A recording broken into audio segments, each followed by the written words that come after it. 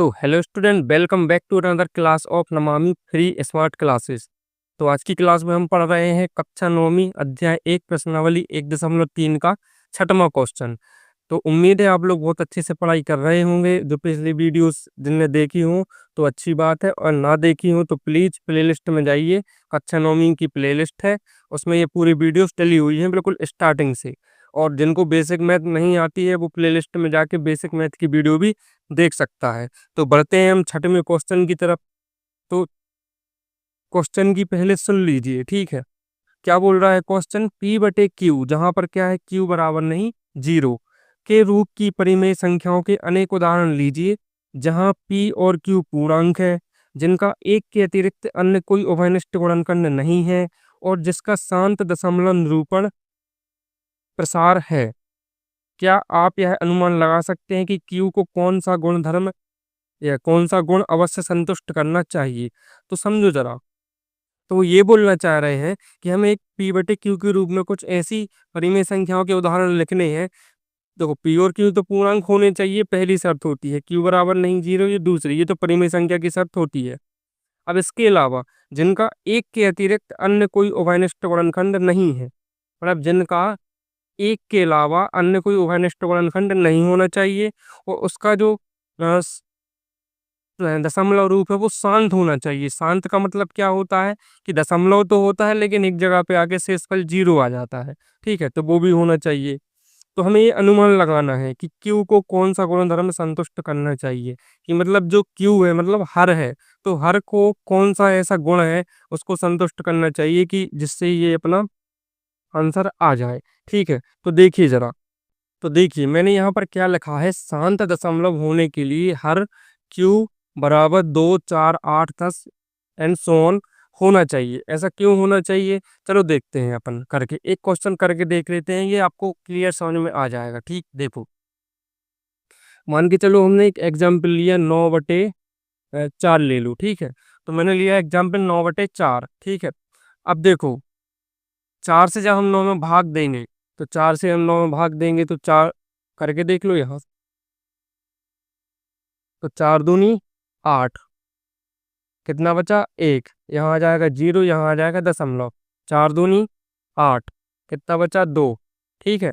दशमलव के बाद 0 फ्री और 4 पंचे 20। ये जो 2.25 आया, ठीक है, ये आप बताइए शांत दशमलव है कि अशांत दशमलव है? ठीक है ना, शांत दशमलव। तो इसमें जब हमने भाग दिया तो हमारे पास क्या आया, 2.25, जो कि क्या है, शांत दशमलव है। ठीक है, तो एक शर्त तो ये हो गई। अब चलो दूसरा क्वेश्चन कर लो, मान के चलो 11/8। तो ये जो एग्जाम्पल है मैं NCERT सॉल्यूशन से ले रहा हूँ, ठीक है, नहीं तो आप लोग बोलो कि हमने कहाँ के करवा दिए। ठीक, जैसे 11/8 है तो 8 का 2, 11 में भाग, 8 एकम 8, कितने बचेंगे 3, नहीं जा रहा तो दशमलव, ठीक है, और दशमलव के बाद 0 फ्री। 8 दूनी 16, 8 तिया 24, कितने बचेंगे 6, 0 हो जाएगा, ठीक है। 8 दिन में 64 होते हैं तो 8 ही 7 ही 56, कितने बचेंगे 4, और 8 पंचे 40। जब इसका भाग दिया तो कितना आया, 1.375, ठीक है। जब हमने इसका भाग इसमें दिया तो क्या आया, 1.375, जो कि क्या है, शांत दशमलव है। कैसा दशमलव है, शांत, ठीक है। तो आप कुछ एक चीज समझ में आ रही है कि कुछ कैच। अब जैसे मैंने एक लिखा 10, ठीक है, तो 10, अब हम कोई भी संख्या ले लें, मान के चलो मैंने 11 लिया, इसमें जब हम 10 का भाग देंगे तो एक 0 है तो एक अंक के बाद दशमलव। भाग की दशा क्या होती है, ये तो मैंने बताया था। और जब 0 रहे नीचे, देखो जितने 0 नीचे होते हैं उतने अंक दशमलव खिसकता है, ठीक है। भाग की दशा ये होती है, तो यहाँ आ जाएगा, मतलब ये आ जाएगा 1.1, जो कि क्या है, शांत दशमलव है। मतलब 10 भी इसको सेटिस्फाई कर रहा है। तो थोड़ा सा समझने की कोशिश करो, ठीक है। यदि हम किसी संख्या के बटे में 5 लेंगे, सॉरी मैंने यहाँ 5 नहीं लिखा है ना, 2, 4, 5, 5 भी इसमें शामिल है, ठीक है। तो यदि किसी संख्या के नीचे हम 5 लेंगे तो भी यही कंडीशन बनेगी। तो ये कौन सी शर्तें फॉलो कर रहा है, यहाँ देखो, समझो जरा। कि पहली शर्त ये है कि 2 के ऊपर यदि किसी भी संख्या की घात हो, ठीक है। तो मान के चलो 2 के ऊपर मैंने ले ली m की घात। देखो यहाँ जो 4 है वो क्या है, 2 के ऊपर 2 की घात ही तो है। जो 4 है वो 2 के ऊपर 2 की घात है, ठीक है। तो 2 के ऊपर किसी भी संख्या की घात होनी चाहिए, तो ये इस शर्त को फॉलो करता है। दूसरी कंडीशन देखो, अभी हमने 10 लिया था, क्या लिया था, 10 बटे में, तो 10 को हम क्या लिख सकते, 5 गुणा 2 लिख सकते। इसमें क्या आ रहा, 5 आ रहा। मतलब यदि 5 के ऊपर भी कोई संख्या की घात हो, तो 5 के ऊपर भी कोई संख्या मान के चलो n की घात हो, तो भी इसको सेटिस्फाई करेगा। अब यहाँ देखो 5 और 2 दोनों भी तो है, तब भी तो शांत दशमलव आ रहा। तो तीसरी कंडीशन इसमें ये बनती है कि 2 के ऊपर भी कोई घात हो गुणा यदि इसके 5 के ऊपर भी कोई घात हो, तब भी ये कंडीशन को फॉलो करेगा। इसका मतलब ये है कि यदि किसी संख्या, यदि नीचे संख्या 2 उसके ऊपर कोई भी घात हो, मान के चलो देखो, यदि समझ में ना आए हो फिर से समझो। यहाँ पर मैंने 4 से भाग दिया, ठीक है। जब मैंने 4 से भाग दिया, तो ये 4 को हम 2 के ऊपर 2 की घात लिख सकते कि नहीं, 2 के ऊपर 2 की घात, तो हमारा शांत दशमलव आया। फिर मैंने 8 का भाग दिया, तो 8 क्या है, 8 यही तो है कि 2 के ऊपर 3 की घात, 2 दूनी 4 दूनी 8, यही तो है 8। तो 2 के ऊपर 3 की घात है, मतलब 2 के ऊपर कितनी भी संख्या की घात हो, ऊपर कोई भी संख्या हो, उसका आंसर हमेशा शांत दशमलव ही आएगा, ठीक है।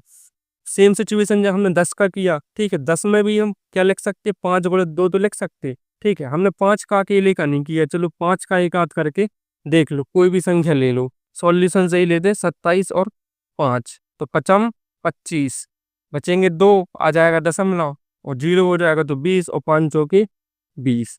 मतलब जब 5 से भाग दिया तो कितना आया, 5.4, ये भी शांत दशमलव है। मतलब 5 के ऊपर कोई घात हो वो भी काम करेगी। तो आप ट्राई कर सकते हैं, 5 के ऊपर 2 की घात रख के 25 का भाग दे सकते हैं, तब भी ये शांत दशमलव ही आएगा, ठीक है। इसी में दे के देख लो या कोई अन्य संख्या में दे के देख लो, तब भी ये शांत दशमलव आएगा। मतलब 5 के ऊपर कोई घात हो तब भी ये शांत दशमलव आता है। तीसरी चीज मैंने क्या बताई कि 2 के ऊपर घात हो, उसके गुणा में 5 हो, उसके ऊपर भी कोई घात हो। तो एक एग्जाम्पल अभी हमने 10 का भाग दिया था, तो 10 क्या है, 2 गुणे 5 ही तो है। मतलब 2 के ऊपर 1 की घात, 5 के ऊपर 1 की घात, इसके जगह 2 के ऊपर 2 की घात रख लो, यदि 5 के ऊपर 2 की, तो ये क्या बन जाएगा, 2 दूनी 4, पचम 25, ठीक है। तो भी इसको सेटिस्फाई कर रहा, ये 2 के ऊपर 2 की घात है, 5 के ऊपर 2 की घात है, तो ये तीसरे नियम ये लग रहा है इसमें। अब ये क्वेश्चन तो हो गया, ठीक है। अब आपको लिखना किस प्रकार से इसका आंसर, तो देखो मैंने क्या लिखा, यहाँ यह निरीक्षण किया गया है कि हर क्यू के अभाज्य गुणनखंड 2 के ऊपर m की घात 5 के ऊपर n की घात या 2 के ऊपर m गुणा 5 के ऊपर n की घात के रूप में ही होने चाहिए, तभी ये जो शर्तें इस क्वेश्चन में दी हुई है वो उसको फॉलो करेगा, ठीक है। तो उम्मीद है कि ये क्वेश्चन भी आपको बहुत अच्छे तरीके से समझ में आया होगा। यदि समझ में आया हो तो वीडियो को लाइक करें, चैनल को सब्सक्राइब करें, और इस वीडियो को अपने दोस्तों के साथ शेयर करना बिल्कुल भी ना भूलें। तो अब मिलते हैं हम अगले क्लास में अगले क्वेश्चन के साथ ही, छठवां है, सातवां अगली क्लास में। तो जब तक के लिए बाय।